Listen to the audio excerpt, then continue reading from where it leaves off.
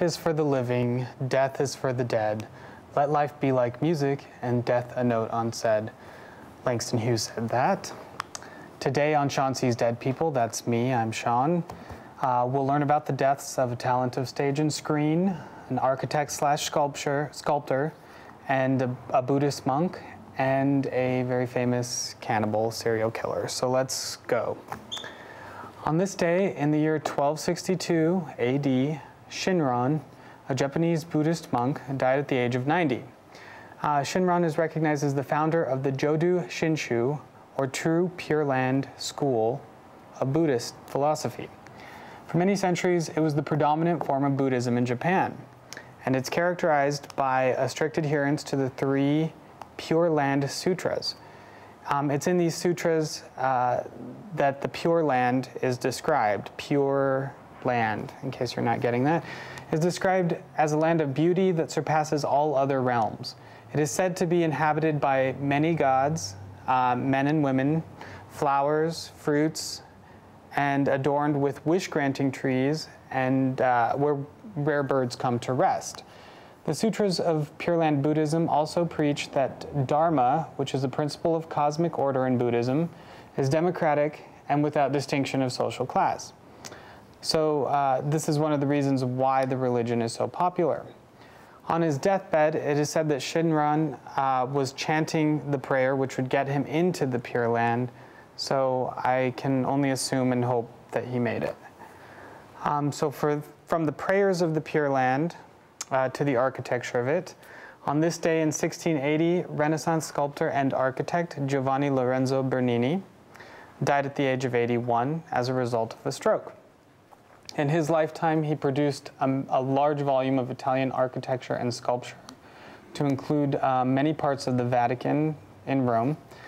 In 1623, upon the ascent of Cardinal Maffeo Barberini to the papal throne as Pope Urban VIII, and Bernini's subsequent near monopolistic patronage from the Barberini Pope and family, Bernini began to get a lot of work. He designed the Piazza San Pietro at St. Peter's Basilica in Vatican City. It's the altar inside the Vatican Cathedral that is often praised in art history classes for its elaborate and symbolic imagery. Called the Baldacchine, the altar was one of Bernini's first works during his time at the Vatican, and it was this piece that earned him some of the larger scale projects later on.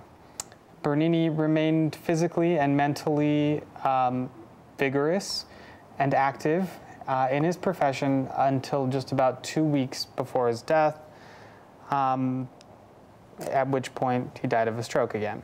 So yeah. And so now for something a little more frivolous. On this day in 1976, famed actress of stage and screen Rosalind Russell died of breast cancer at the age of 69. Russell had somewhat of a modest life for a Broadway and Hollywood star, having only married once to the same man she was married to when she died. But it was her eccentric roles that brought her a lot of attention. One of her more memorable roles was as Auntie Mame. In this movie, she basically takes in or adopts her nephew when her uptight, Trump-supporting brother suddenly dies. Mame's extravagant lifestyle is mesmerizing to the boy, though as he ages, it becomes a little embarrassing. And the good news is there's going to be a remake of this movie for those who don't like to watch old movies, which should be coming out soon.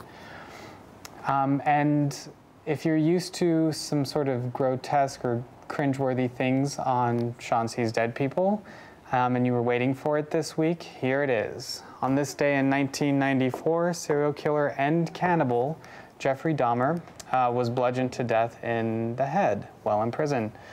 The Milwaukee cannibal was 34 years old when he died. Not only a cannibal, but a sex offender. I can only assume that the rumors about what happens to sex offenders in prison must be true. The last time he was seen alive, 2 inmates were escorting him to another part of the prison, and he was never seen again alive. And of course, his mother was outraged, but I'm sure that many survivors of Dahmer's victims probably celebrated his death. So I have a couple of questions for you guys. First of all, who here has been to Rome? You have been to Rome, Yes. and so you saw some of Bernini's architecture. Yes, it was beautiful. Great. Speaking of have you seen, or here's another have you seen question. We talked about it earlier, but neither of you have seen any Rosalind Russell movies. I can't say that I have, no. Okay. You know, the thing is, though, is we both probably have a million times flipping through the channels, but it says something about the way that fame dies down after you die. That's true. Now, did either of your parents have like a contingency plan if they were something tragic were to happen to them, like who you would have to live with? Did you know about this? If they did, I don't know about it, or if they do, I should say. Okay. I mean, I was raised Catholic, so I had a godfather. I'm not sure how well planned out or discussed that ever was between the two of them, though. Sure. It's a decision over drinks, probably. So of all the meats that humans do eat, which one do you think tastes most like human? Whoa. I mean, you said it was going to get grotesque. Canned ham, obviously. Canned ham? You ever seen a canned ham? I feel like you'd have to cure that meat a little bit. And then, okay, so my final question is, if you were to make it to the Pure Land and you got to wish on the wish-giving tree, do you know what your wish would be? If I told you, it wouldn't come true. Well, it might. I think to be happy, and for everyone I know to be healthy. All right. To be 2 inches taller.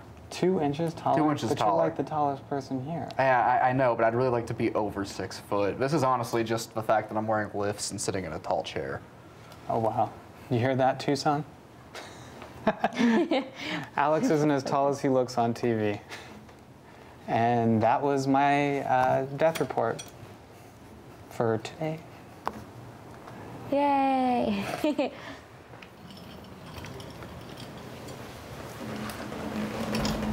Stays me.